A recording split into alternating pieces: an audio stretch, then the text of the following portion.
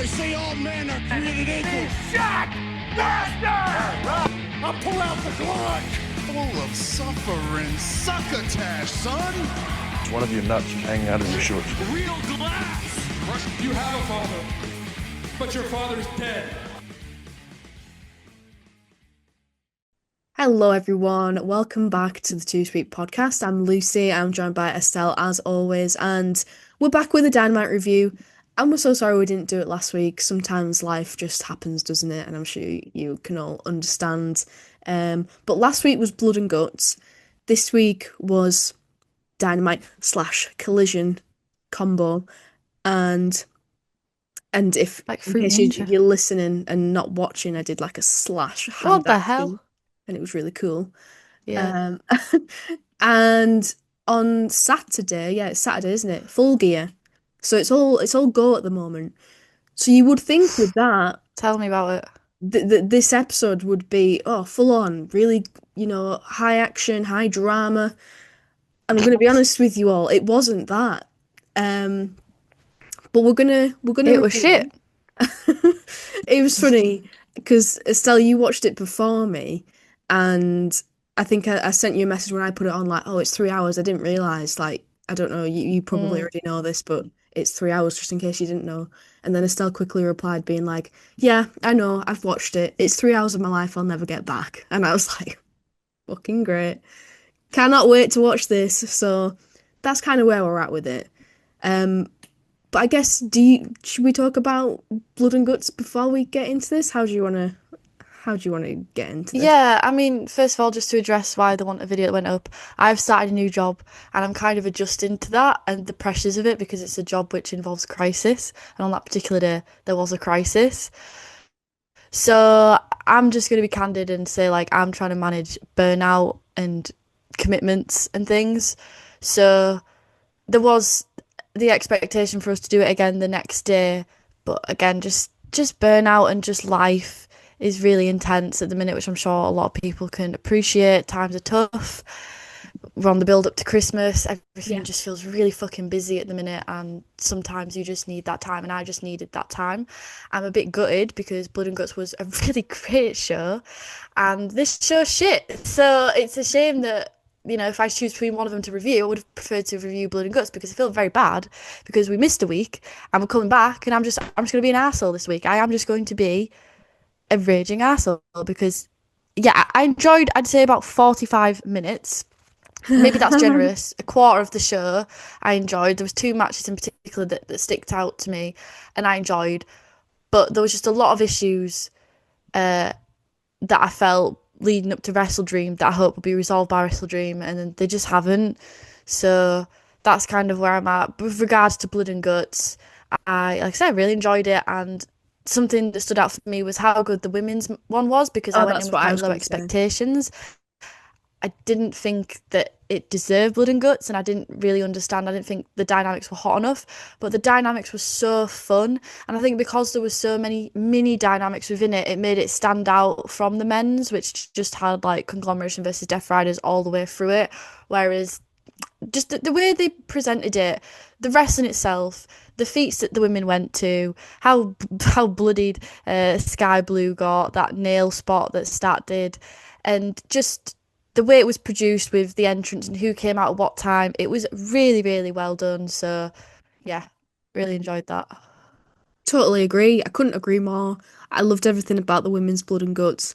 I have friends who don't really watch AEW who've said, oh, I went and watched that match because, the visuals that come out from it. I think there's something quite novel still about a woman being covered in blood that is quite enticing. So there's that. Which I thought was interesting, and also just the unique spots they did, like the bed of nails, the mirror getting smashed, the different things they did with the shards of glass, fucking Marina Shafir being a badass and like stomping her foot in the glass to break up the pin, and the way the match ended. I just loved everything about it, and I think the micro dynamics really worked, and it felt totally different from the men's, although I will say that I think the women's were put in a better position by having their match first, because I don't know, by the time the men's came around, I was like, I don't want to watch another blood and guts match. That personally, I don't really like these types of matches, war game style. They're too long for me, right? My attention span wavers a lot, and I can't really be asked. But I enjoyed the women's, but by the time I got to the men's, I was like, I'm fucking done. Not to say I didn't enjoy the men's or think it was bad or anything, but I was a little bit fatigued by that point. So I do think they were put in an advantageous position, and I'm so glad that they were. Um, and yeah, it was just so different from the men's. The way they did it made it so that even though yeah, I did feel fatigued, like there was novelty and difference between the two of them, so it wasn't completely just exhausting and it felt like repetitive or anything like that. Um, so yeah, overall, I it was very positive for me, and I think it was interesting that Dynamite it was only 3 matches.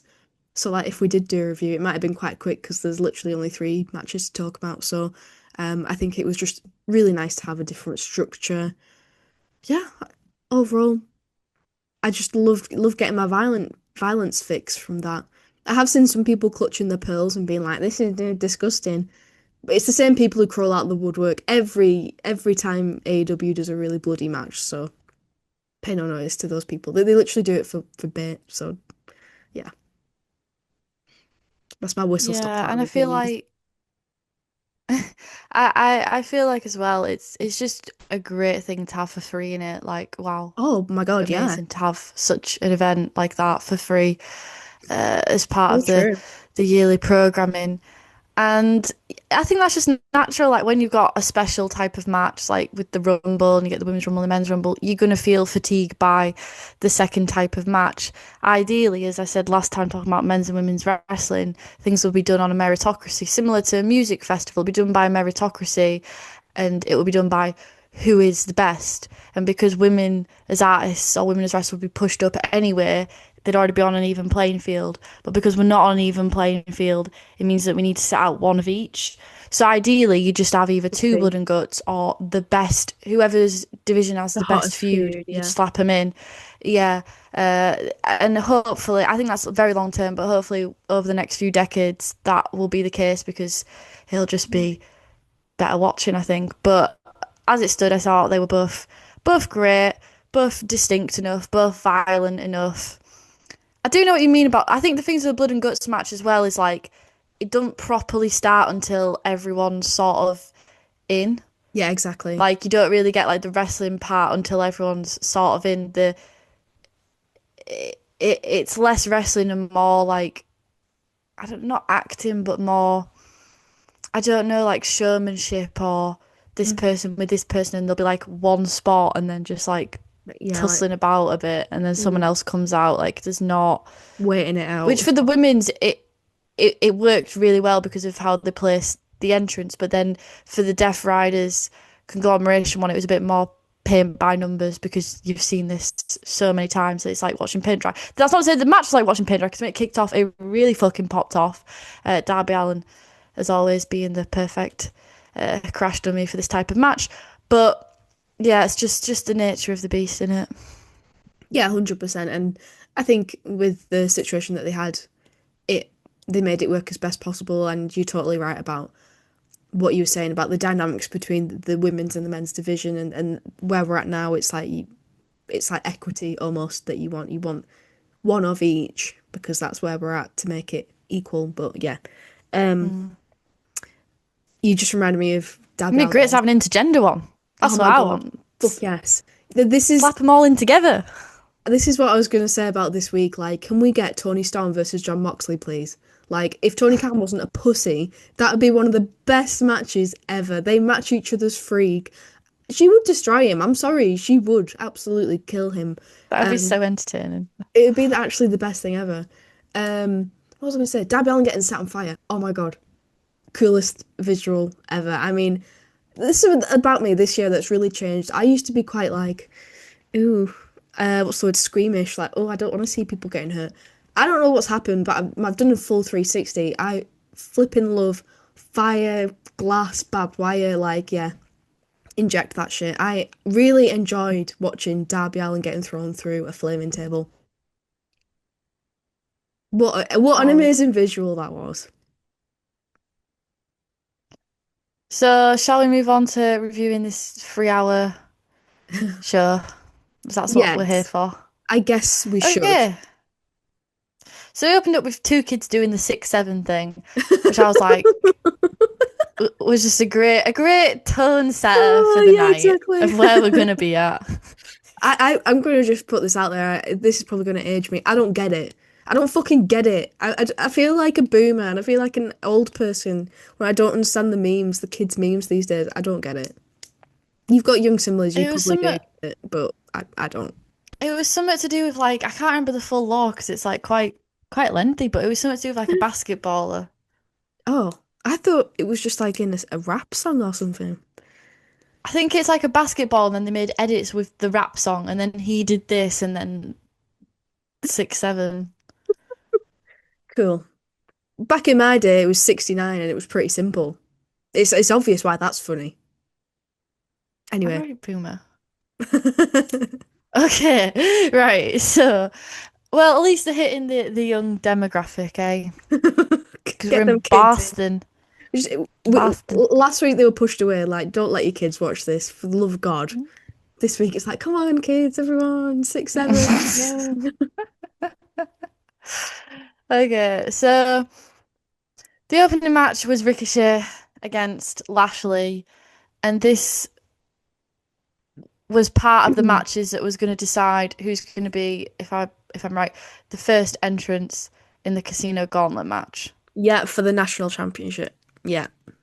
Okay, yeah.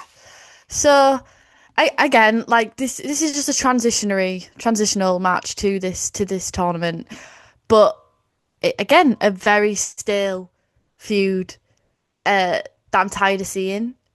I will say that I did enjoy this match though, because I guess at least it's not them in like a team, it's one on one, so that's quite refreshing.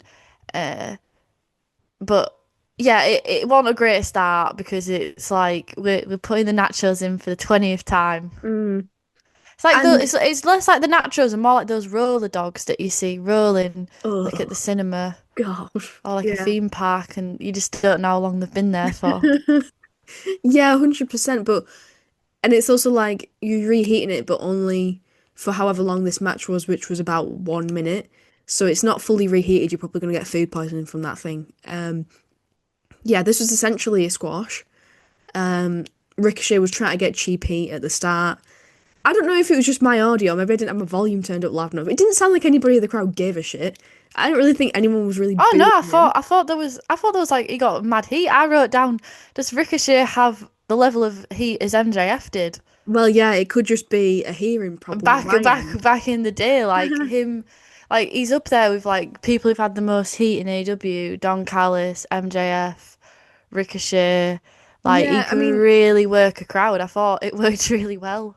The that's the funny. I opening think promo. overall I agree with you, like in general, but I just felt like the reaction today was a little bit lukewarm. Although I do remember people chanting "shut the fuck up" at him, so I, Yeah. be gaslighting myself.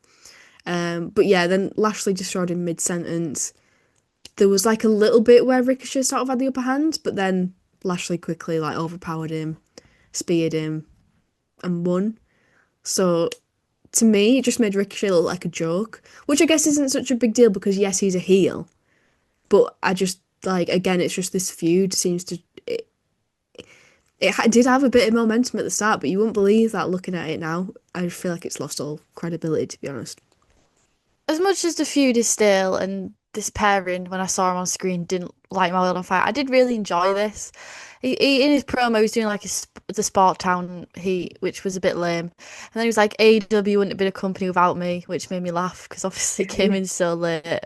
And then I liked how Tony Schiavone said he was procrastinating the match. And Yeah, then, yeah, that he was a did good get a bit point. of offense in, but I thought it was satisfying because he came in chatting shit, trying to procrastinate the match. Then when he was in the match, he was trying to cheat. He was trying to like, when he was pinning him, use his legs, elevate them on the rope, and then Lashley just ran through him. And so yes, it was a squash, but it also showed how, to me, the way I saw it is like Ricochet has his tactics, but without the what the hell are they called? Um, What the hell are his G Gates of Agony. Gates of Agony? Without the Gates of Agony, aka them three as the demand, he wouldn't like he's not strong enough solo right now. So I thought that was like the story that they were trying to tell. Yeah, it was the spear for the decisive win, which meant that he is going to be the full gear Casino Gauntlet Battle Royale #1 entrant. And I guess it was quite intriguing because then you later had Shelton Benjamin and Speedball. So you were thinking, oh, like, what if they put both of them in together? And then they ended up doing that, but then they didn't really end up building that up on comms as like a big thing, whereas I thought that would be like a big thing. But Well, yeah, yeah, so I enjoyed this match, but the dynamic is still so. yeah. I mean, you're making good points, and I think that's fair. I think maybe I think I didn't have an open mind going into it, which is my own fault and my own problem. But yeah, just kind of bored by the whole thing. It's interesting what you said about like Lashley and Benjamin like being the first two in the Casino Gauntlet because I agree. I feel like that would be quite a significant story beat. But what happened was Tony Schiavone like mentioned it at the very start of the match. He was like, wouldn't it be crazy, guys, if it was Benjamin and Lashley at the start of the Casino Gauntlet? And then Excalibur just shut him down completely. He went, yeah, but let's not underestimate Speedball Mike Bailey. And that was the end of that conversation. And it feels like it But never really got brought up again. maybe that's because of when they did that stupid thing with Blood and Guts, and then it was like, oh, and Roddy might go against Mox. So maybe they were like, oh, we can't feed into things too much to make it look too obvious. Maybe they saw the criticism. I don't know, but yeah, why would you not play that up more? Because that's interesting. That's like the stake. But they didn't. So Yeah. I struggled with comms this week. I Me did. I too. thought commentary was quite poor. I did. I thought, Excalibur was fine. You did play by play. Shivani really pissed me off this week because everything was like, well, I have never seen that before. Oh my God, And it was yeah. when Ricochet came out at the start and he was like, oh, in all my years of wrestling, I have never seen someone come out and chat shit. I'm like, what are you on about? And then Danielson, like, he's great. But I think where this is coming from, why Shivani was thrown off is like, these three aren't working. Like, they're all great, but I think Shivani and Excalibur are used to Taz because Taz can't do it at the minute. And I think Danielson works better in a two-man. So I think like that's where it's not really working. I think when Taz comes back, he should be back on Dynamite. And then I think throw Danielson and Nigel together on Collision. Oh Do my that. God, that is chaos, man. That'd cook. That'd It- cook. Um, I totally agree. I'm so glad that you said that because I was thinking the same thing, and I thought the exact same thing when Shivani was like, "Oh my God, I've never seen anything like that." Danielson, don't you agree? And Danielson was like, "Yeah." You could tell he didn't really know what to say. It was just like not Oh, it was box. anything that's But there's no happened. gelling. Yeah, it wasn't anything groundbreaking, and I just thought they just seemed a little bit off. I'm not sure if it's like because they're thinking ahead to the pay-per-view and they've got other things on their mind, but I just felt like all of them seemed to be just a little bit like stumbling over the words, a little bit nervous and like just unsure of what they were saying. And you know, I'm A not lot of generic criticizing. lines. Yeah, Like just like a definitely. lot of like just saying things for the sake of saying them, which is not really them. But like I said, I think it's down to just Danielson kind of throwing the other two off because he's got a different style of commentary and he just works better in a two-man, I think. So as I say, I think it's nice to have him on the flagship show, but I think for the equilibrium of the commentary, I think he should go to Collision. Yeah, I Ben would. Taz is better. Yeah, 100%. I think that it's difficult when I don't know how. I can't remember off the top of my head how often Shivani and Danielson have worked together, but it is difficult. It can be difficult to build up like chemistry and rapport with the commentary partner. So maybe that's it, and they just need some more time, and it'll get better. I think they'd be fine on their own. I think they'd be absolutely fine on their own. I think it's just 'cause Excalibur's there as well, and then he's leading Mm. it, and then they're so used to Taz and like the way they do it I with think, Taz. So I think that's why yeah, it's jarring. I think you're right, and also probably because Shivani's more used to doing play-by-play on Collision, he maybe is just a little bit stuck for what to say on Colour when there's another Colour guy. It's because it is challenging because there's only so many things you can say. Um, so that's possibly part of it. Who knows? Yeah, and they're both obviously quite fierce. Whereas if Yeah, you had Nigel, and Exactly. uh, and Exactly. uh, Danielson would be a lot of fun. So anyway, moving on to very boring. We then had Shibata and Joe, and they were talking about Shibata's match, which he was going to have against Hangman later that night. And Joe felt line, you're guilty of your crimes and transgressions against Ops, and yeah, just yeah, yeah, that with that. Um, then we throw back to Full Gear 22. Bucks are watching that when they teamed up with Kenny. And Was this yeah, a production error here? Because were we supposed to be watching like a highlights package of like Kenny and the Bucks at Full Gear in the past? Because that's what I think Excalibur so, was yeah. leading to, but then it just showed the Young Bucks watching it, and we never even got that. So not quite sure Yeah, what went wrong there. well, also in the Speedball and Shelton Benjamin match, there was that weird bit where he had his shoulder up, but he didn't, and the ref didn't call the fall, and no one really knows whether that was on purpose or not. So it just seemed like a bit of like a shaky night all around, didn't it? Yeah, Um, but definitely. yeah, they can't answer Don Callis right now. Don Callis like kind of intrudes and he's like, they're gonna give an answer after the match, and you know, yeah. Let me find this because my paper fell out. Was it Shelton versus Mike Bailey next? I think it went straight Or was into it Brodida? the Bucks' match, didn't it? Um, Okay, this isn't where the paper fell out. So I had like a little notebook and one of the papers fell out. So Disaster. Yeah, I think they sort of it's transitioned straight from this sort of interview segment. In Don Callis was saying, "I'll give you yes, your your amazing pyro entrance. entrance," and then it went straight into him doing that. Yes, of course it did. Yeah, so they came out and then Josh Alexander came out who was going to partner with them that night, but he came out to their music and it was quite interesting because he didn't have any special entrance or any I mean, yeah, special pyro. he essentially And he had a also had jobber zero entrance. reaction. Well, he deserves it, doesn't he? He stood on the apron and no one reacted. And then He it was gives a versus shit. my bloody favourite team, wasn't it? It's Top Flight, even though they're called Sky Flight now.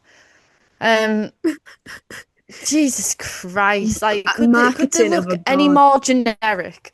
Could they look any more generic in those red tights with Christopher Danielson? Just and the thing is, there was Christopher Danielson, those three guys, and I think maybe someone else, or maybe I hallucinated that. How can there be that many people and zero aura? It's like the opposite of horror farming. Negative aura, like oh my god! And then Josh Alexander's there as well. Like it's like a Yeah, it's charisma like, void. oh, just the vibes of dips. Yeah. Um. Yeah, but the thing is, like, they're great in ring. As the name is bloody flight, top flight, sky flight. Like, these are great guys in the ring. So the match itself was very like super indie feeling. Yeah, it was. I enjoyed that belly to belly to mat outside the ring. Oh yeah, that was I think awesome. it was Darius that gave that. I just thought that looked really cool. A flurry of offense, lots of spots. And then the Bucks work in tandem with Alexander punctuating the finish with the ankle lock. Dante taps. So yeah, that was a match. Don Callis announces they are joining, and there's lots of coercion. The Yeah, Bucks are he kind of essentially playing it threatened off them. well. Yeah, and they're like playing it well. Like they're giving very people pleaser energy of Yeah. like they don't want to like upset anyone. They don't want to rock the boat, but they're not fully comfortable with it. They've Yeah, not said anything so far, have they? They've not really no. said yes Then or Kenny no. Kenny comes down for steel care, steel chair, um, and he's locked on Alexander. He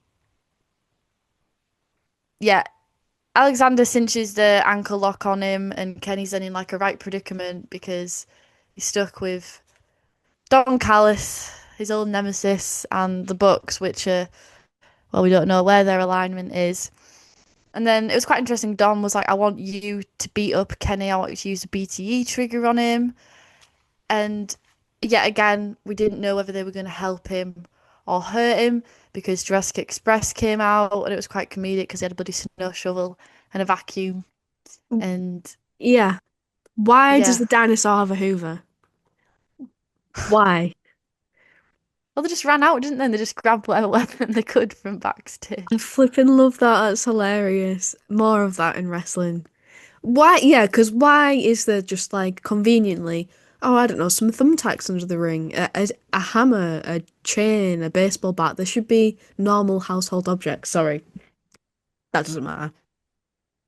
AEW in your house, AEW home invasion.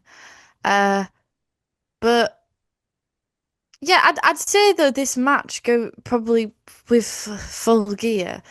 I'm interested to see it. I'm interested to see it. I think it'll be good from a wrestling standpoint. I think Yeah. seeing the dynamics between the Bucks and Kenny, whether we're going to get resolution there or more angst, because these boys love the angst. They love writing fan fictions about themselves. So yeah, and Jack Perry is so interesting at the minute. Luchasaurus is so over. Josh Alexander will be there. It's going to be a really fucking killer match. Don Callis as well. Like I'm excited for it, and not just because my three faves are there, but I'm interested to see how they play it. Yeah, I mean, I think that this is one of the few sort of things that I'm actually intrigued with at the moment, like just the way it's going to play out. I think that the way they've left us hanging with the Bucks' sort of answer to joining the Callis family has had a bit of tension. And I think to me, it seems pretty obvious this is like a vehicle for them to turn face. But I'm happy with that. I feel like that'd be it's something different. It's a story, and it could. I guess Full Gear has the potential to sort of change up the Callis family a little bit, and also the Death Riders. So I feel like there could be some big shifts maybe coming this weekend. I don't know, but I'm cautiously optimistic about the potential of that. Although I feel like I say that for every pay-per-view with the Well, there factions. haven't been a lot of big shifts lately. Hmm. Um, but I think it's so obvious, like the booking style of this. It's just so Kenny and the Bucks through and through, like the way they've structured this. And I think it's lovely that he's getting to do this, Kenny, because obviously he doesn't have that much time left. And I think if like this is part of what he wants to do, then You you should know, get I to do was it. before of the mindset of like just push him to the moon, have him carry the world title, have him do everything. But now I'm kind of the mindset of like whatever he wants to do that'll make him happy, that means that we get to like see him in the ring is good. So I think there's something poetic about yeah, going full circle, completing the arc with the Callis family. Hopefully, you would hope, and yeah, being back in the brotherhood with the Bucks that is quite sweet. Which wasn't my mentality before, but just with the landscape of things and like with his health, I understand kind of wanting to kind of go off on your own path and do your own thing rather than having like the weight and the responsibility of the world title. But I would like it if it at least ends in some form. Yeah, yeah, I think you're right. I think that if that's what he has asked for, and you kind of get the sense that this is something that they've put together as friends, and it's what, they're doing it to sort of make him happy, and he's had a lot of say in it. I feel like you just get that sense, and in that way, it makes it nice to watch because you feel like, okay, this is something they actually want to do. Yeah, definitely. So can I move on or do you have anything else to add? No, I don't think I do. I know I've not really said a whole lot about that much, but I really don't have anything to add. So let's move on. Yeah, it's pretty self-explanatory. So we just had a quick backstage segment with the Babes of Wrath, who are very hype, and then we went all the way down from hype to a sort of memorial speech by Tony Schiavone to Bob Caudle, who, to my knowledge, was primarily known in the NWA. And oh my God, up to 95.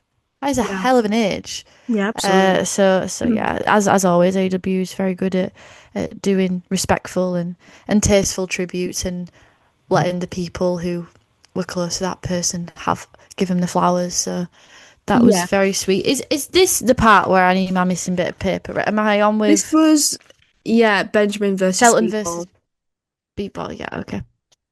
So this match was pretty fun.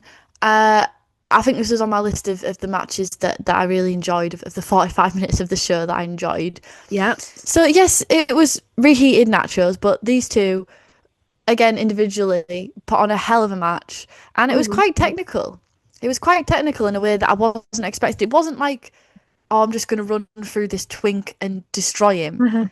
But I like that. I like it. Was almost like, because Mike Bailey's gone against the Hurt Syndicate quite a lot. Like it felt like natural growth that he was able to get more offense in this time and try to outmaneuver Shelton Benjamin. But then at the same time, he couldn't, because of like the size, the stature, the power of him. And I thought MVP was fucking brilliant on commentary. Maybe because commentary was so drab the whole night that he really stood out when he was on there. But he's just so great at walking the line of putting over the opponent while also maintaining the fact that, well, yeah, that would work for 95% of people, and he's doing great, but not for Shelton Benjamin. And I thought the way he was picking up on the arm bar and the technicalities of that and explaining it, and the way he told the story, and again, you could tell that he'd been in discussion. Like, you could tell they'd all spoke before and really set out like what they're trying to do during this, and so the story really came across, and it was a lot of fun to watch. Yeah, I mean, I enjoyed it for what it was. Like, it didn't have the most thrilling story behind it, and let's be honest, didn't really care that much about the stakes, but they Well, we they would have made done it. if they'd have bumped it up a bit more, but they didn't mention it at all during this match. No, they didn't. And so for the sake of just like watching it and enjoying it for a match, it was really fun to watch. Yeah, definitely. And they played with the big guy versus small guy trope quite well in like you said, not a simplified way. I liked the dynamic of MVP almost getting frustrated with Shelton Benjamin and telling him to stop playing with his food and eat it. That was his actual words, like, telling him to just end it. And I thought it was pretty much obvious that Mike Bailey was going to win, because I thought, well, I didn't quite see the vision of having two of the Hurt Syndicate in the gauntlet at the same time. But I was happy to be proven wrong. So yeah, I think that if I'm being picky, which I'm being today for some reason, I felt like MVP on commentary was good, yes, but I felt well, not just him on commentary, but I felt a little bit like the high flyers was sort of a little bit, maybe came across a little bit too weak in these two matches. So Ricochet and Mike Bailey have both been completely squashed by the Hurt Syndicate, which is, yes, the Hurt Syndicate should look strong, absolutely. But it was just something about the way that MVP was like, oh well, yeah, that shooting star press looks great. It's not going to win a match. You should need to be on the mat to win a match, which was a good point. And he also did sort of caveat that with, oh, it would put away someone else, but not Shelton Benjamin, which, yes, is different to if he just completely no-sold it. But to me, I was a bit like, gosh, I felt, don't know. I don't know. I'm just talking myself in circles, 'cause I don't even know if I fully agree with the point I'm making right now. I just felt that Ricochet especially looked quite weak in his match. He's a chicken shit But heel. with the I guess story, that's kind of the but point. Yeah. yeah, yeah. But Mike Bailey came across a lot better. But I'm just like, I don't know, maybe it would have been nice to have that dynamic changed and have a small guy come out I on think top. we're on the road to that. I think we're on the road to that, like, long-term storytelling of jet speed. Like, they're like the dark horse, like they're Yeah, rising up, because when you look at how much progress Bailey was making in this match, yeah, he didn't take it, but he held his own. Which, when you true. go back Yeah. a few months ago, he wasn't. Yeah. So Yeah, I think with in with that the Hurt context Syndicate it in makes more particular, sense. so yeah, maybe it was a bit heavy-handed the way he was sort of explaining it, all no flips, all fists or whatever.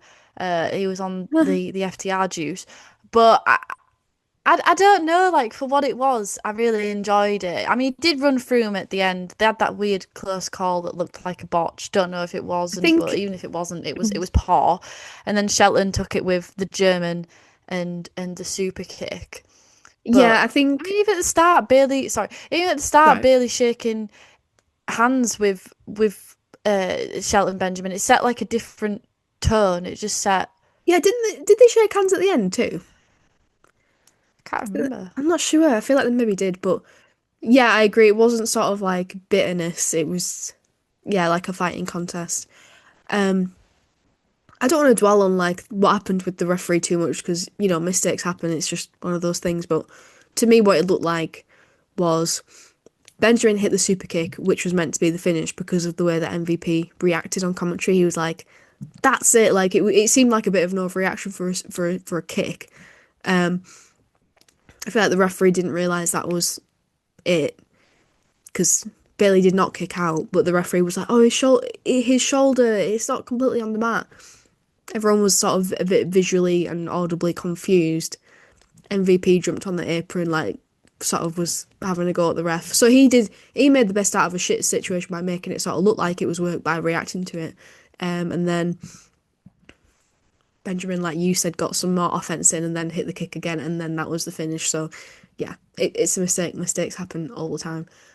But maybe if it hadn't have been like that, maybe if that had been the finish, it wouldn't have felt like you're feeling like Bailey got like a bit of like a squash match towards the end because then it would have been like a whoa. Like that would have been Yeah, like, you're whoa, so right, Shelton Benjamin just actually. took it. And it would have felt totally different. I But think you're because then so it right. dragged on, then he had that minute where he ran through to look brutal, it soured it a bit. I think you're right because that it did feel sudden, and that would have been like, whoa, it's like he's had it stolen from him. It was an explosive end. Whereas Yeah. with the way it worked out was like, okay, he's had to be totally brutalized and knocked out with this series of moves that he's not been able to defend himself against. So I think that's probably a really fair point. Yeah. Yeah, so moving on to I think one of the most offensive things on the show. Agglomeration, and the Death Rider stuff continuing. Also, we forgot to talk about the finish of the men's match because in Blood Okay, and yeah. Guts it was Kyle O'Reilly that got the hold on Mox, which I was a big fan of. I thought, Yeah. do you know what? That's so great because that's such a subtle story that they've been telling over the past few weeks and something that you wouldn't expect, but was very poetic, very well done. And I just thought that that's perfect. But I'm of the impression that after Blood and Guts, after such an exhausting, cathartic fallout, I just think that should be the end. And if not the end, you should put the lid on it for a little bit for these feuds because it's like I'm exhausted. I was exhausted before going in, but I was like, Yeah. well, at least we're gonna wrap it up. But with the Death Rider stuff, you never fucking wrap it. They never wrap up the feuds. It's ridiculous. It's absolutely ridiculous. So then we had this Claudio and Mox versus Cassidy and Strong. And obviously this is all going to lead to it's leading to Kyle O'Reilly and Mox going one on one. But it's like just because there's more juice in it doesn't mean that you should like you ended it on a great note there. Like just stop. Mhm. Just stop. Like I don't know. It just does my head in. Yeah, I know. I mean, the blood and guts thing should be the ultimate big payoff.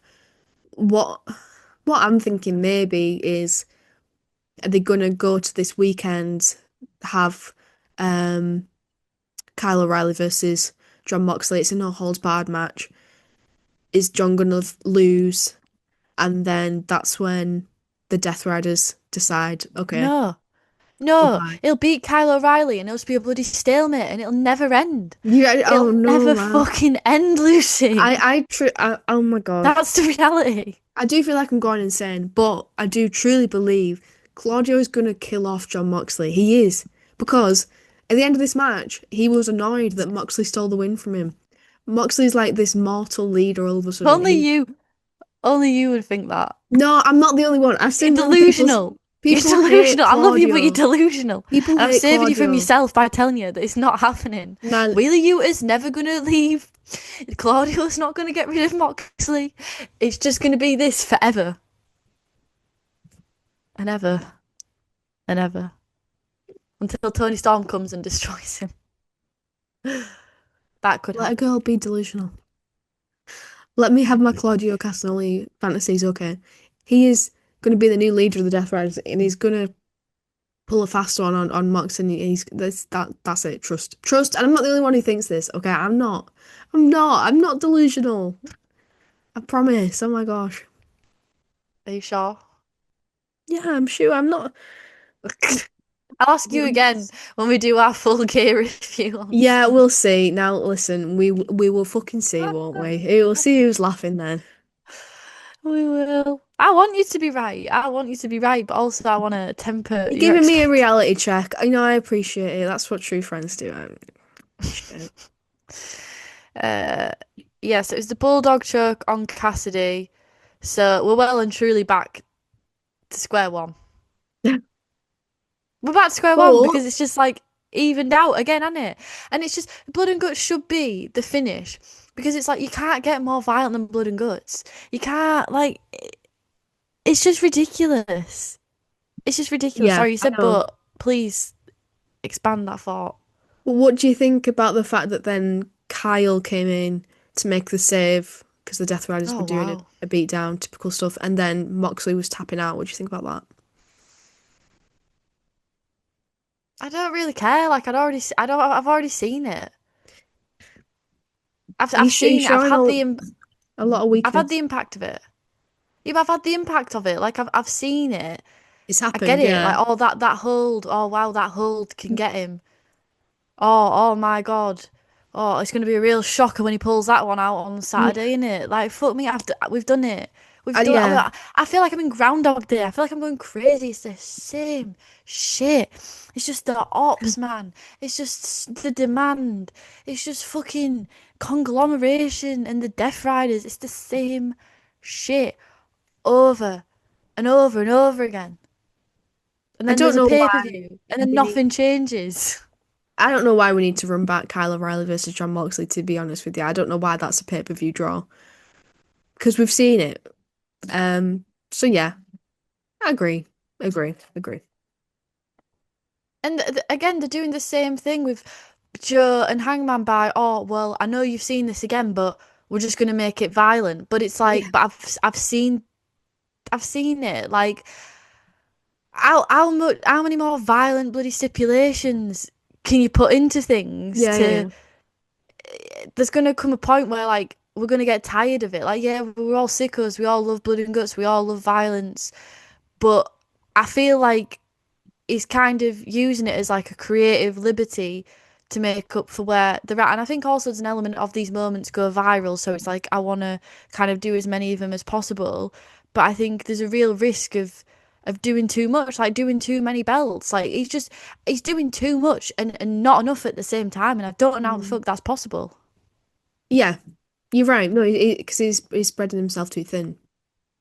I think is what's happening. Yeah. So, um, and then commentary were like, "Oh my God, it took 4 Death Riders to take out Orange Cassidy," and I was like, "I literally don't care. I could not give a less of a shit." Yeah, there was the Kyle O'Reilly ankle lock on Mox, and then Orange Cassidy and Roddy kind of fended off the rest of the Death Riders. There was like 3 refs trying to pull Kyle O'Reilly off Mox, which is just ridiculous. Uh, and then yeah, he wants him in a no holds barred match, and it was nice to see Kyle O'Reilly be so impassioned. It's nice to see Kyle O'Reilly have his moment in the limelight as it were. But yeah, I still hold the original thought of seen it, done it, Been bought the there, done picture, that. Yeah, had it signed, yeah, and I totally understand that mounted. point of view, and I do for the most part agree. I think maybe just from like a personal bias standpoint, I just find matches like this quite comforting. You're Where in like Delulu land. now, listen, in terms of mental anguish, I know that You've Claudia bolted will on a fantasy. always throw twinks around, and I enjoy that just on a surface level. So if that makes me Take delusional, what you fine, will from that. fine. Lucy's psychological profile. I like to see Darby Allin get set on fire. I find it very comforting, and I like to see Claudio destroy twinks. It's one of the Wildly only certains in are. life. So yeah. So we had Brodita shooting a promo on FTR post Ricky Steamboat situation on Collision last week, and them all gear. And touching on this, which we haven't really touched on, but you kind of touched on at the start, is just like how weak a lot of these go home show angles are. Because again, Yeah. through reviewing this, I forgot this is a go home show again, and it's like the to be fair, the Ricky Steamboat thing was quite cool on Collision, but I'd rather have seen that on Dynamite and that be like the go home show angle. Like there was very little where I thought, or very little feuds where I thought they've really hit it out of the park. And with some of the situations, like the Kyle Riley Mox one, it was literally set up that day.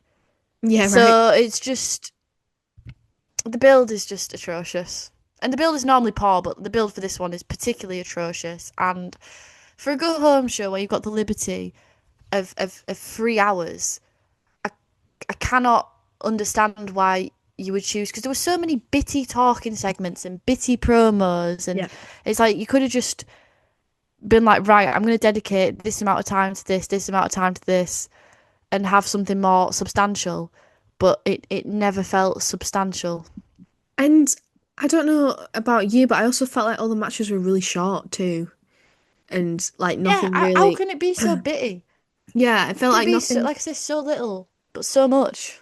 Yeah, nothing really had time to breathe properly or develop. I felt like there were so many segments, but none of them were very long. So it's the same thing as what we were saying. You're doing a lot, but doing nothing at the same time, just try to fit too much in.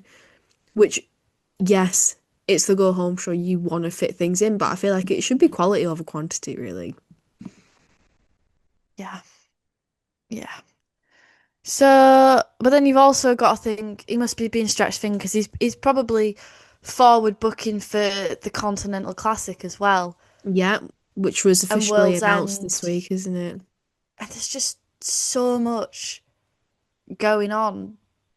Yeah, the But and like if the women's uh tag tournaments kind of, I mean, I know we had like the match on tonight, but it still just sort of feel like that's kind of lost a lot of momentum through like Blood and Guts, because that kind of took precedent, and then like it didn't have a huge presence, or I didn't feel like it had a huge presence, or the level of presence it had when it first started. So I don't know if that makes sense. Not that the women don't, but just like it's just like I don't know where the focus, and it's very poor. It's very very poor at the minute. yeah, and we had people in the comment section sort of pointing out that this happens every year when Tony's focused on the American football more than the wrestling.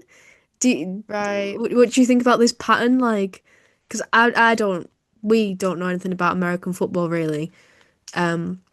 So I don't Don't think know that's how's he doing something it. that we would have picked How up the on, hell but I is he guess doing that all does sort of this? make sense.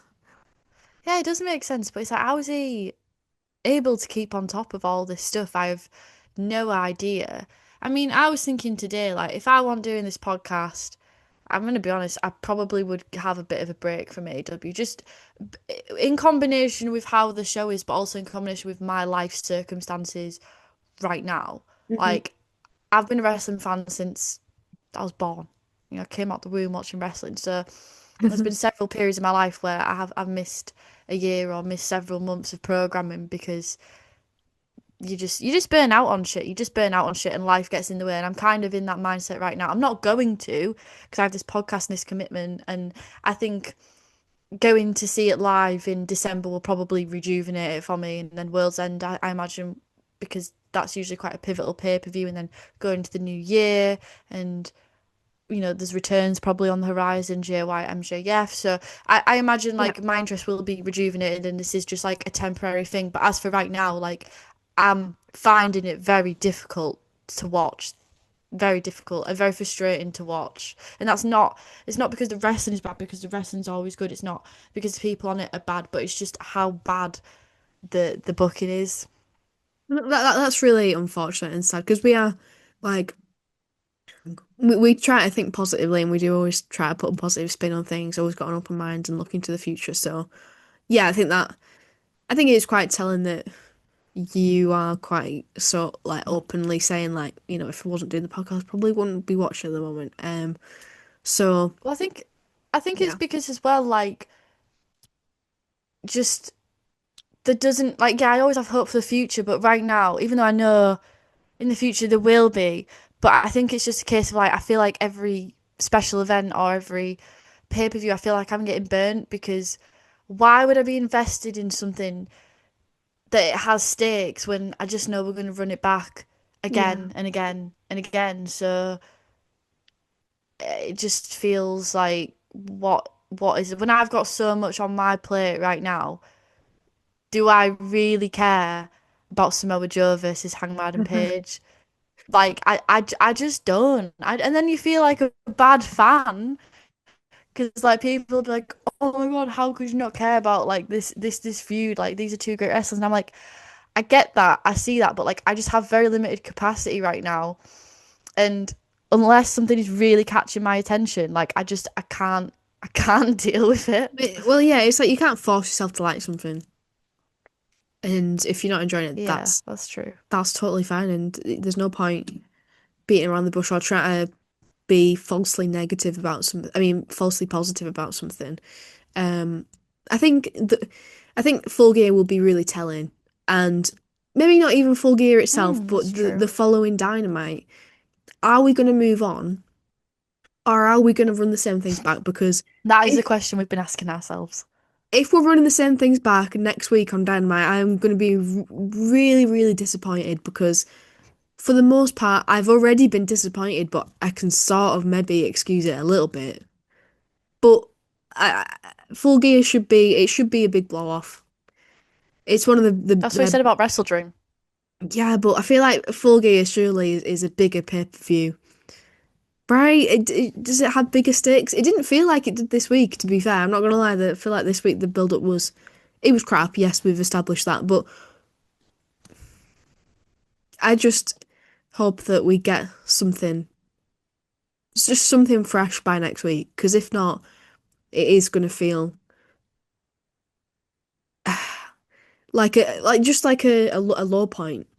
And that's really difficult because you're so close to a new year and you want it to feel like fresh and optimistic going in to January and being like excited for all the potential of things to come. Whereas it has the potential to go that way or just go the complete opposite way. Yeah, well, I just think it will get back on track naturally because when you have Osprey coming back, and I think Osprey, MJF, all these people, and I think and I've just lost that thought now, which is really annoying. Osprey, MJF, people coming back. Swerve, but before that I had, oh yeah, that's it. I think a a big thing is like the world title, um, and when those things aren't changing, the men's and the women's. And I don't know because the women's feud with like Stat and Money is quite interesting for me anyway. But I think that doesn't help. Like, there's no like big feud or big stakes or anything like that at the minute. And then you've got like all the burnout from all the different Death tournaments, so much Riders, going on yeah. yet so little. But I have a feeling like if we were dealing with like in the past a Swerve versus Hangman level of feud in the main event, like we would feel a lot differently Oh yeah, about 100%. it. But it just feels like so many people have like Adam Copeland, like where's Christian Cage, like.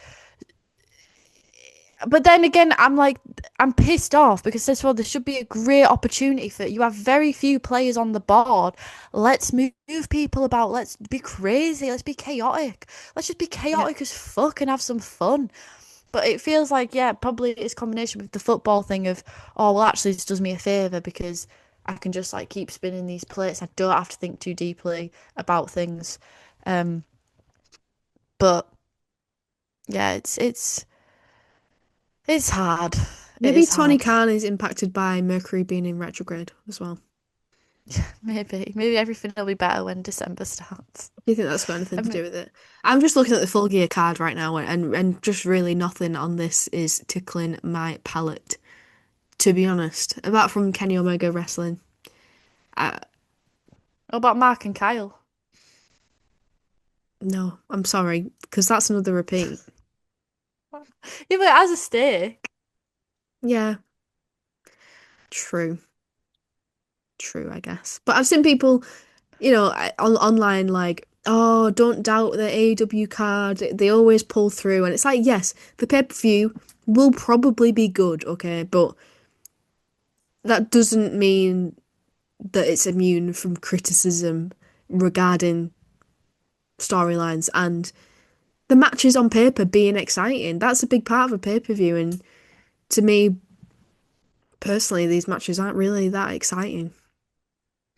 No, and it's also just broken trust of, well, what's going to happen after this? Yeah, That for me is where I'm at. But anyway, I'm going to move us on because I feel like we're in a spiral now. yeah, We're in a definitely. spiral. So I believe it was Kenny and Jack Perry, Luchasaurus, backstage saying money can't buy friendship.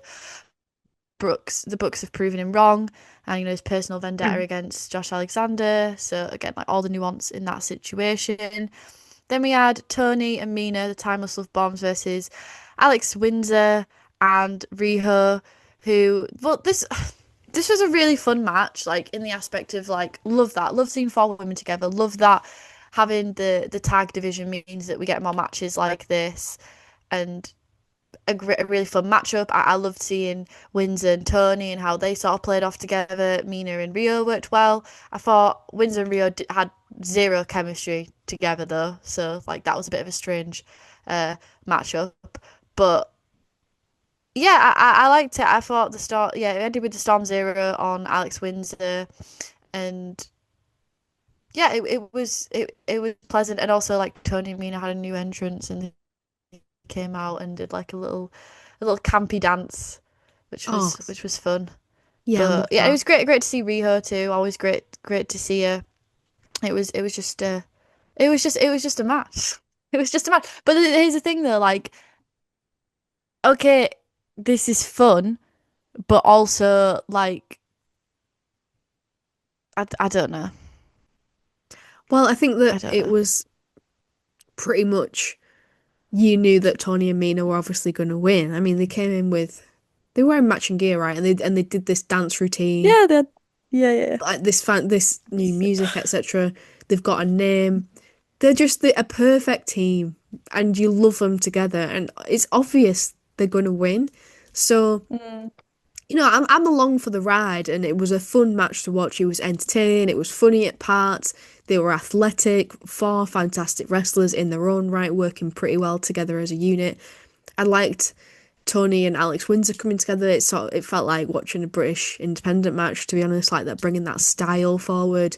And then obviously you had the opposite on the other side, like the Japanese style. So that was really nice, like different bits of chemistry going on. Um, And I liked a little bit of the story of like, oh well, Tony and Mina are still recovering from blood and guts. That was sort of sprinkled in there as well. Um, but yeah, it's just a match, and you sort of knew who was going to win anyway. So it's limited in its depth and breadth because of that. But that doesn't take away from it being a good television match. But I'll tell you what really I found quite frustrating about this was, first of all, I don't like these things where they're doing the voice of Renee Paquette. Like, what's that about? Why not? I thought you'd Why is like she, it. why is she doing a voice note? Like, why can't we just have her on camera? I just don't fully understand. I don't hate it. I just don't get it. And then what she announced it's going to be a four-way tag team match at Full Gear with everyone who's in the semi-finals of this tag team championship tournament. The winning team gets to choose the stipulation for their semi-final match. Why couldn't we just have the two semi-final matches at Full Gear? Why are we shoving them all in one match for a stipulation? I don't get it at all. I This is didn't get my it either, point. but like it didn't rage bait me. Like I feel like it's rage baited you. This I feel like I was burnt out on rage bait. So by the time this came around, it was so nonsensical that I just accepted it. I was ran like, out of rage.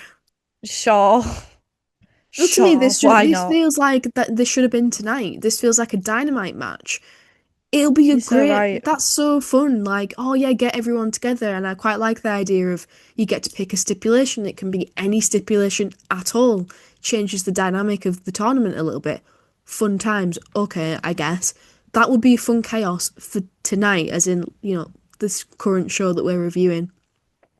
Yeah, you're so right. Be so much more exciting for like a go home show angle Yeah, and get you excited for like, oh, like what's the stip gonna be? Whereas now it's like, yeah, the level of excitement and the pacing doesn't match with the pay-per-view. It makes zero.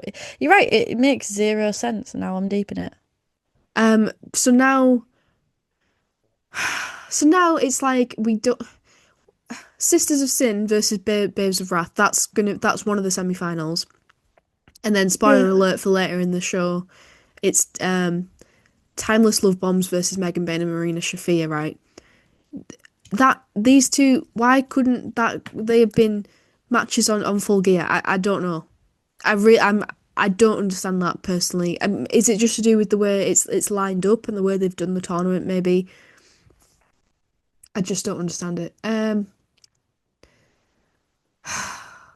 it just means that like I know it's stupid and it's maybe just a stupid, pointless thing to point out, but it just means that instead of like, a potential three women's matches on the card, you now only got two. I just feel like this is a match, it has 8 women in it, and it's going to be short, probably. Yeah, it's a piss take, and then the fact that they have women's matches like the two main champions, which it's a fun view, but then also, yeah, it does beg the question of it's a shame to have two titles because surely the point on two titles is that there's then more for women to fight for, but then when you bunch them all together, then you created this tag division, but then you bunch them all together Yeah. have to give him time on a card, which, as we've established, is pretty lackluster as is. So now would be the time to experiment. If there's any bloody time to experiment with more fucking women on a card, surely it's now. I don't know. I'm so rage baited now that I just feel numb. I feel apathetic, which I think is like worse than like your passion. Apathetic is Because it's the worst I've emotion you crashed can out. have. I've Like, crashed out. I'm numb. I mean, we don't even have to review the rest of the card if you don't want to, man. That's no, but that is the worst emotion in wrestling. If a promoter will tell you that the last thing they want is silence, I guess that's sort of like at a show that goes hand in hand with not caring.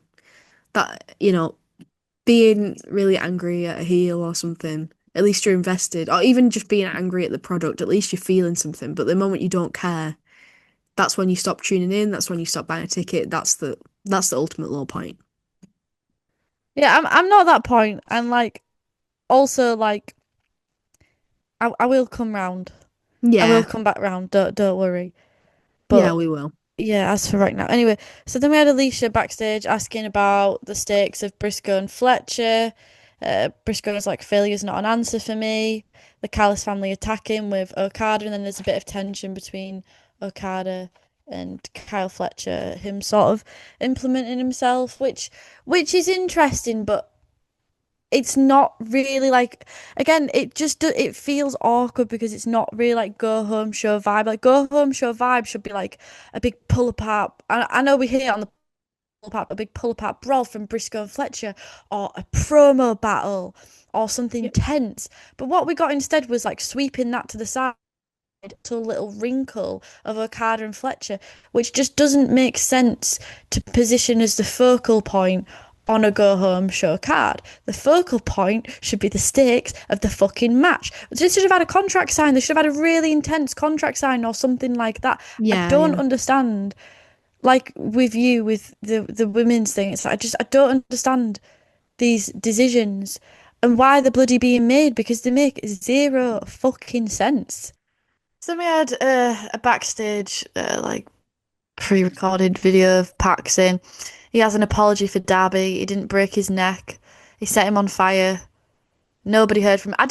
This didn't really make much sense, but I just couldn't be asked to write down or criticize why it didn't make sense. But linguistically, the structure of what he was saying didn't make sense. But he was like, "I've got an apology for you. I promised I'd break your neck, but I guess I didn't. Sorry, but you might have severe burns, but no one really knows because no one's heard from you since." Lol. Fucking sense. It made no fucking sense at all. It was like, where was the proofreading? Yeah, fair enough. I mean, I wasn't really thinking about the content. I was just thinking, man, I love that Geordie accent. It just sounds like home. Well, I was following along. I don't care how Toonami is. I was following along, and I was baffled. I was baffled. But yeah, But yeah, he wants Darby Allin. He wants that twink ass. I think this match has potential to be good if they can be violent. Okay, yeah. I'm gonna move on. Okay. I'm depressed. I'm depressed, right? So then we had, oh God, Shibata versus Hangman with John Coventry. To be fair, as much as I don't like this, I think this was the best go home show thing they did during the entire 3 hours. I thought this was the most committed to what I expect from a go home show, and like this match was typical of what I would expect, and it followed the confines of my expectations and conventions of what I think it should be. Like it fits the formula in a good way. Yeah, it fits the formula. It's focused on the pissing match for one. They're in the ring instead of talking backstage. Um, and yeah, it's just a formula that works, doesn't it? Like having the challenger or the champion on commentary, having them go against Yeah. one of their cronies. It's just a formula that works. So it might not have been the most exciting thing ever, but it made sense. And at this point, I was just like, oh, this is something that's actually directly tied to Full Gear and is trying to Yeah. transition us into that match. So do you know what? I'll appreciate it. Yeah, I think you're right, but the only thing that I would say is it just felt like such a downhill from last week. It's like, oh my God, Powerhouse Hobbs, Hangman Adam Page in a street fight because Hangman wants revenge because he shoved him through a table or whatever the fuck he did the week before. To then he's gonna face Samoa Joe's other mate in a normal match, and it's like, don't believe for a second that that's any more exciting than what we've already seen. But I appreciate what you're saying because it was interesting to hear from Samoa Joe on commentary. Um, And Joe was very funny on commentary. He was he's great, to be fair. he has a winning personality, does the lad. It's such a shame. It's such a shame because like that's why I think people are like, well, why can't you get into it? Because he is good.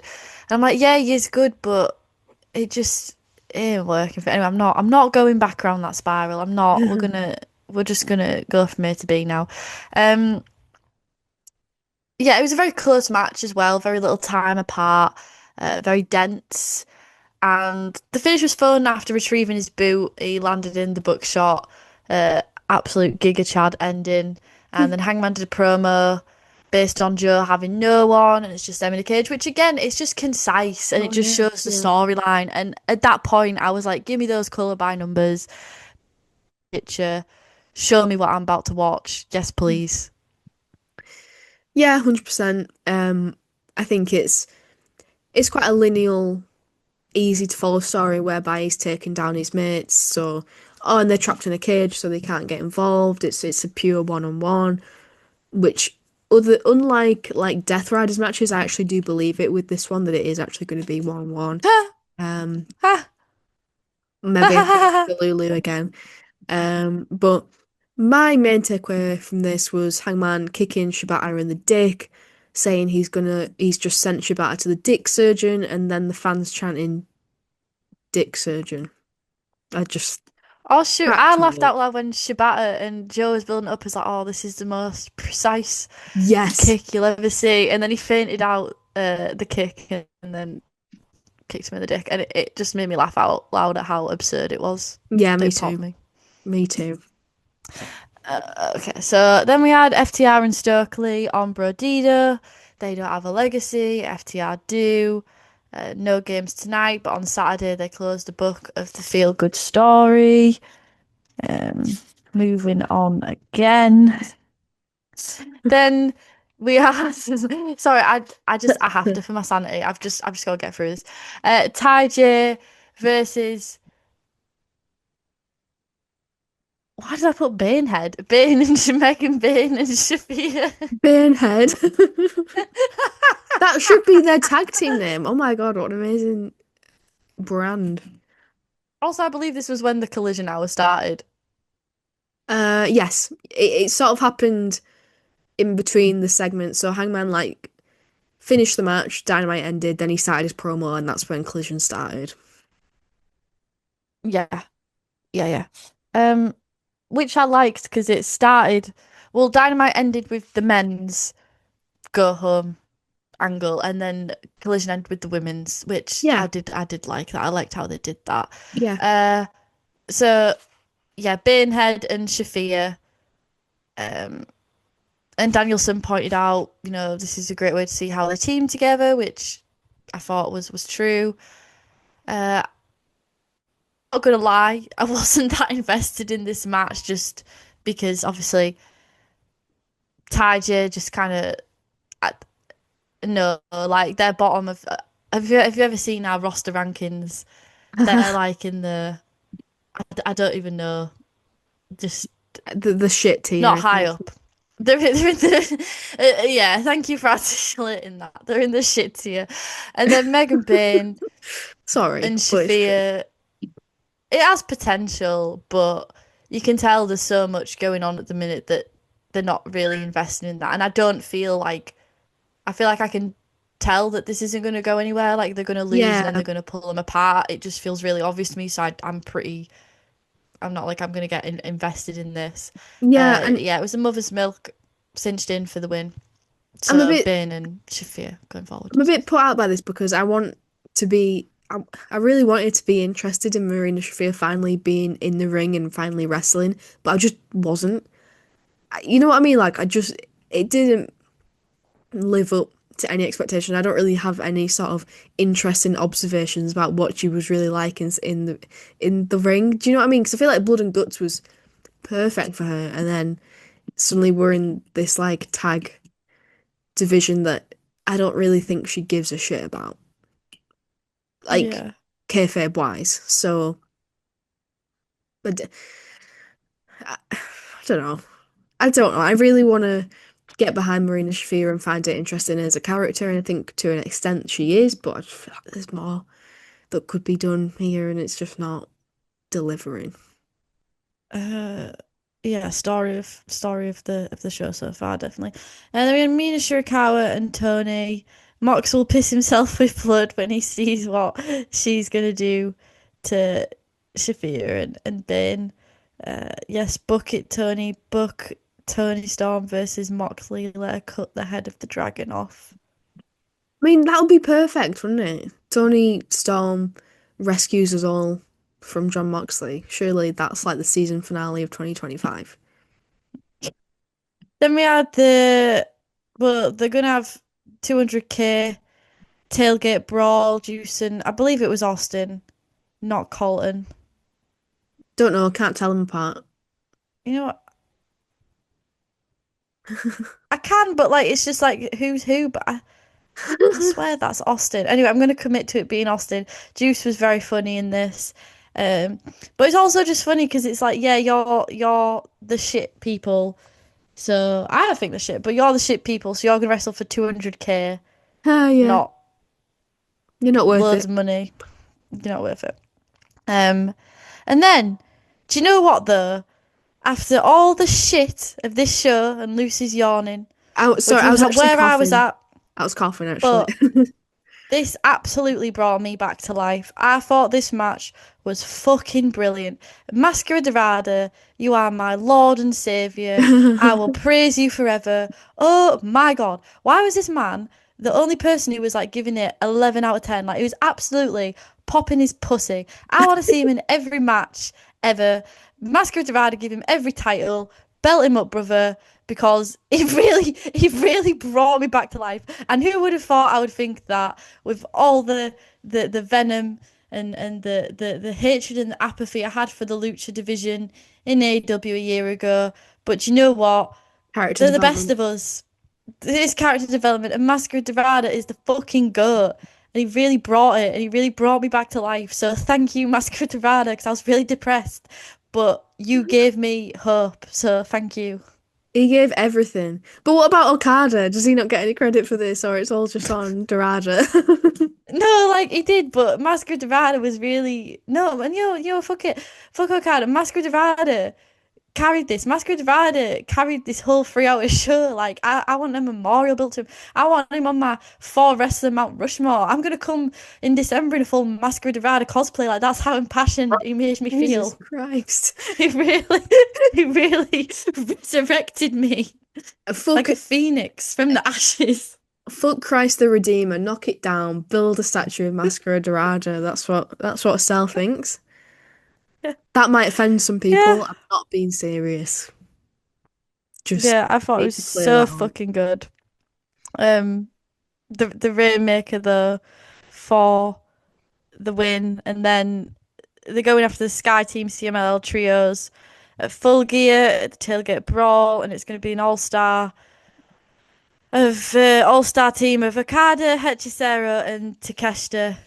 Which even just hearing his name also brought me back to life. I Yeah. was like, "Do you know what? There is things to live for. There's reasons to get out Yeah. of bed in the morning." This match is literally giving you hope and life. This is like It your really life did. support. I'm not exaggerating. I'm not exaggerating. And I was full gear flatlining. may have just been rescued. Beep, beep, and then suddenly my heart like Rescued from a coma yeah. by Let me Takeshita. I'm Masquerade Dorada. Of course, not forgetting your Lord and Savior. Then we had the Sisters of Sin. Uh, no idea what they were saying. I found this incredibly cringe, and my It patience is was. incredibly thin. So this just pissed me off. This PMO.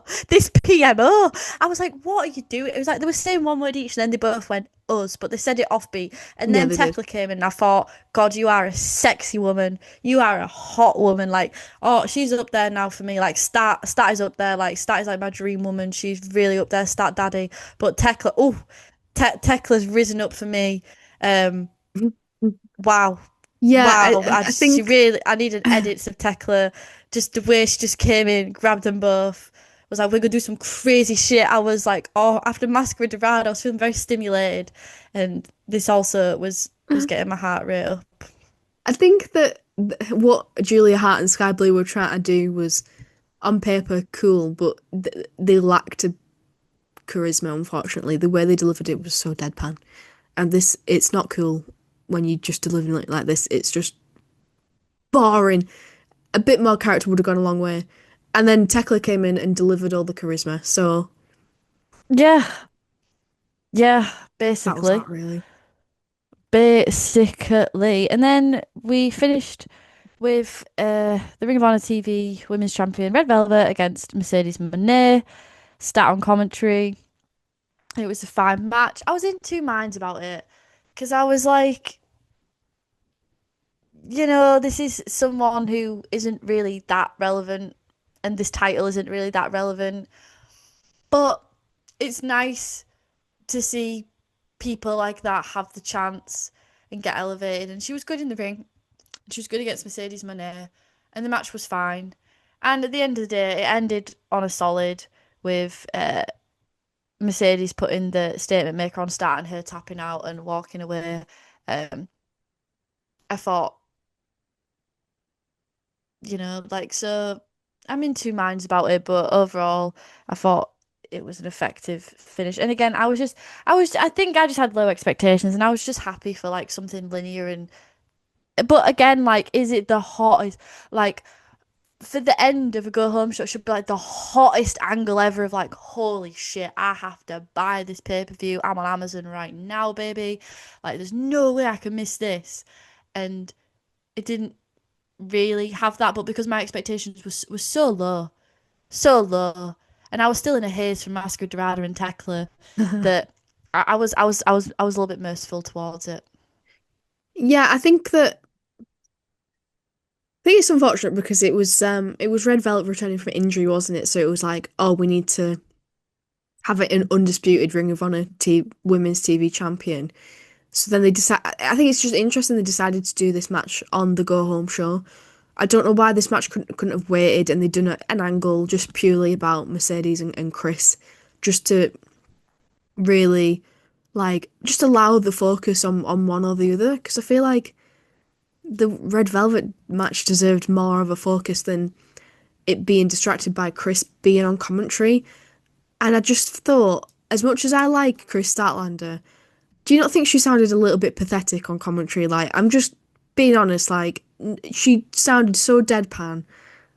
Like, she didn't really know what she was saying when she started a sentence. She didn't sound confident. I know I enjoyed her character development where she's gone from being a bit uncertain to growing in confidence since being champion, but I just wasn't very impressed with their mic skills at this point, and I felt like it didn't add anything to the match.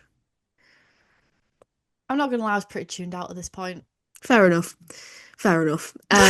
So I was maybe pretty it's a tuned good out. job. Maybe it's a good job that you were. But yeah, and I thought that Red Which is bad, Velvet. I know, because I'm doing a podcast review and I'm just like, I don't, No, I can't. I think I was like that for a lot of this show. To be honest, I think that's just the nature of how unfortunately it's played out. But um, yeah, I think that Red Velvet went so hard, especially considering it was her first match back. Like you couldn't tell. Um, she was being ragdolled around, and I really love Monet's move that she's doing at the moment, the lung blower.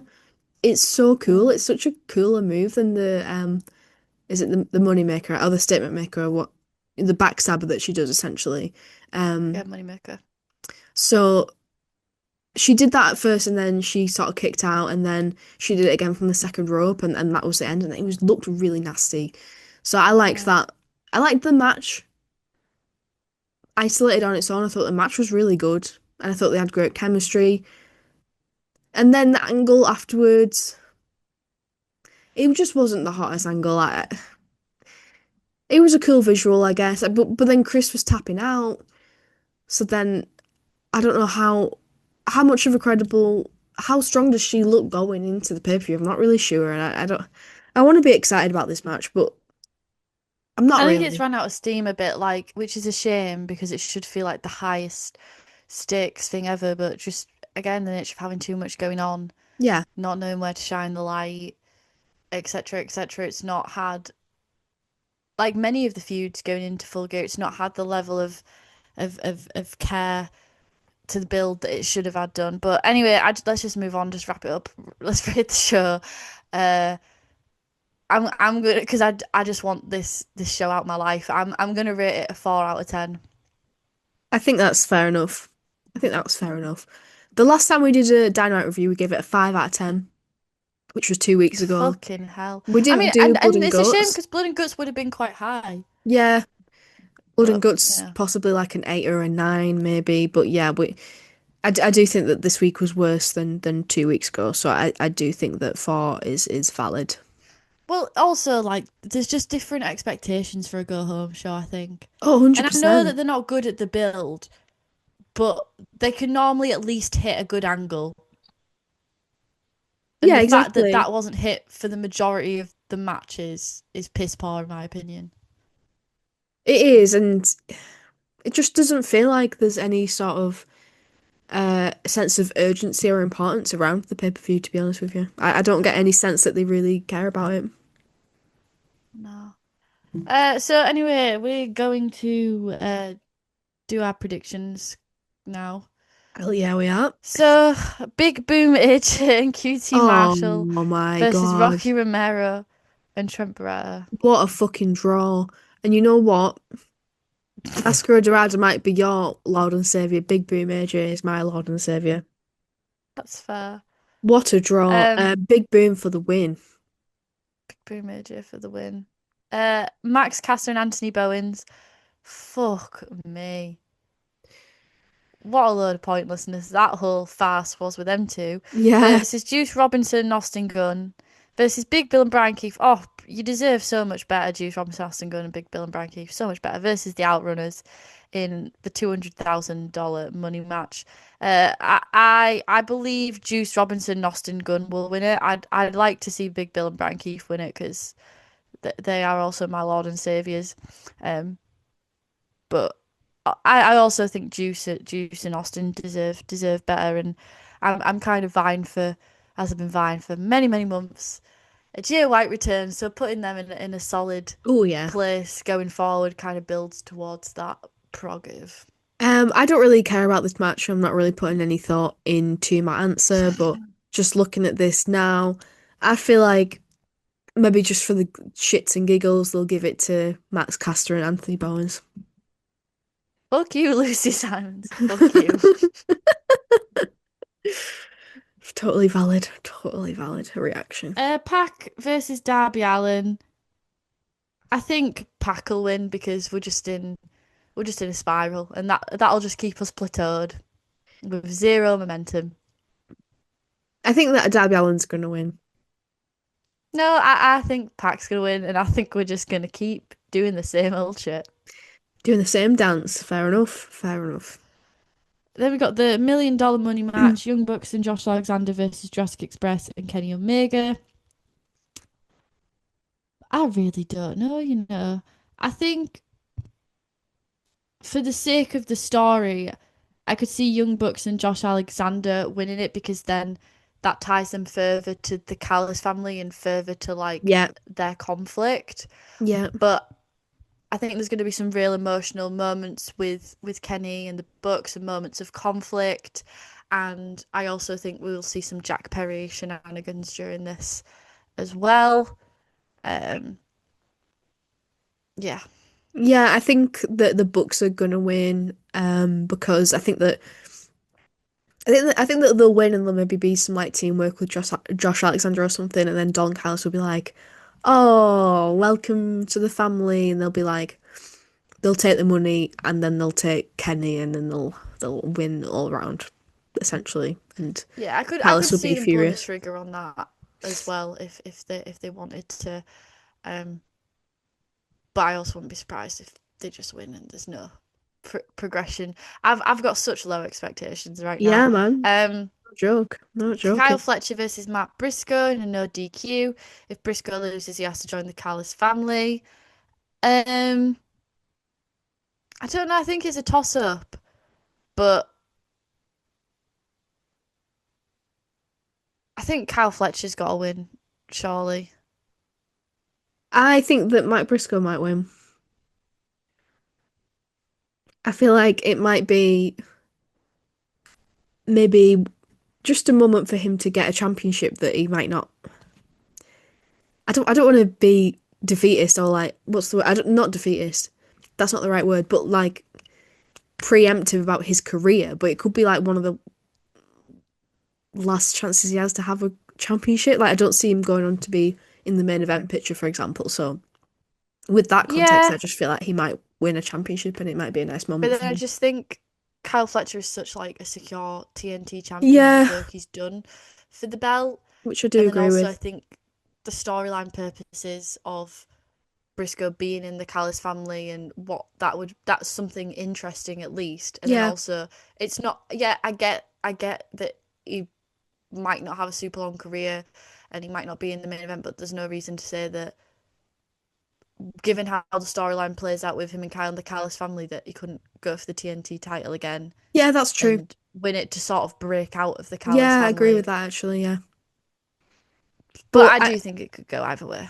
I totally agree with what you just said. But for the sake of the plot, I'm gonna stick with Briscoe. Okay.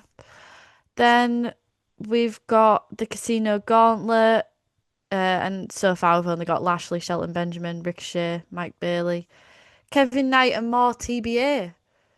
So, do we think we'll see any Difficult. big returns? Um, Gosh, not really. Do you think Not really. Copeland maybe? I don't know. I don't picture someone like MJF or like coming back in this fashion. Yeah. Christian maybe but not particularly. I don't know. I really don't know what to say for this one. Because I don't know. Obviously, you don't know who's going to be in it. Yeah. The World Tag Team Champions, Brody King and Bandito versus FTR. I just think Bandito will continue on because they're doing a great job, and Yeah, I agree. I yeah, there's no agree. I real think reason they're great to champions, and pass the belt over. there's no need to We're change it. literally just They saying the do. same thing, like Julie Hart and Sky Blueing out. We're Yeah. just drawling out in a monotone voice the same fucking sentence. Well, we're more in sync than them two are anyway. More charismatic. Uh, Chris Statlander versus Mercedes Moné. I've explained at length my theories on Mercedes Moné, and so I think Chris Statlander is going to win it because I think the world title will evade her, and I think until that'll make her crack, she'll lose her other titles, and then when she goes for the women's title, it'll be with more humility and it'll be in a face fashion. Yeah. That's my prediction. So. Yeah, and I want to agree with that, and I do agree with that. I think there's maybe an argument to be had that Stat is like, oh, she's just a transitional champ, and Monet's going to beat her. But I don't really agree with that. I'm going to copy her. I think that Stat is going to win. Yeah.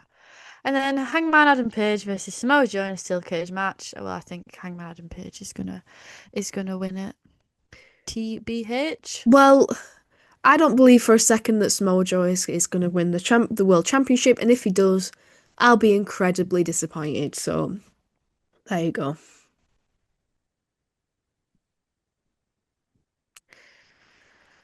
Uh, is that everything? Yes. What about Moxley versus Kyle O'Reilly? No holds barred match. Moxley will win because it means that we can continue to plateau the storyline. I think that Kyle O'Reilly is going to win because he's already beaten him before, and I can just see it No, we happening. need to have stalemate at all times. Oh God, okay. Let's not end on that note.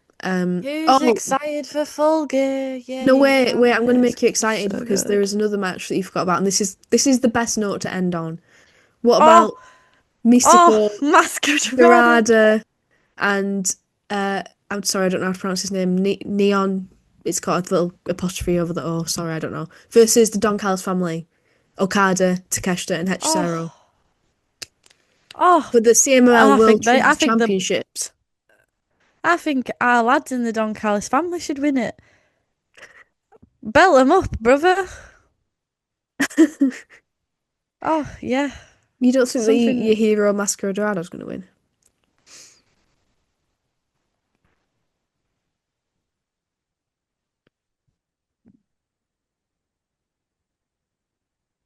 She was thinking deeply about this. Putting more thought into this than you have any other match.